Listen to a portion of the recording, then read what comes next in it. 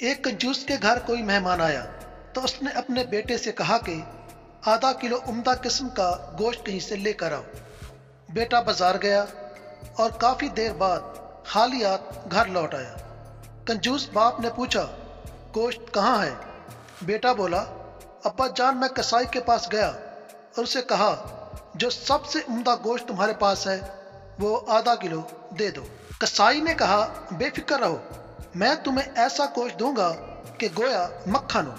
میں نے سوچا اگر ایسا ہی ہے تو مکھن ہی لے لیتا ہوں۔ میں نے کسائی سے گوشت لینے کا ارادہ ترک کر دیا اور سیدھا مکھن والے کے پاس گیا اور اس سے کہا کہ تمہارے پاس جو سب سے عمدہ مکھن ہے وہ دے دو۔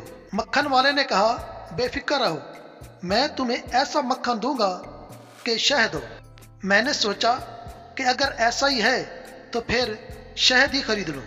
چنانچہ میں شہد والے کے پاس گیا اور اس سے کہا کہ تمہارے پاس جو سب سے عمدہ شہد ہے وہ مجھے دے دو۔ شہد والے نے کہا، بے فکر رہو، میں تمہیں ایسا شہد دوں گا کہ گویا بالکل صاف شفاف پانی ہو۔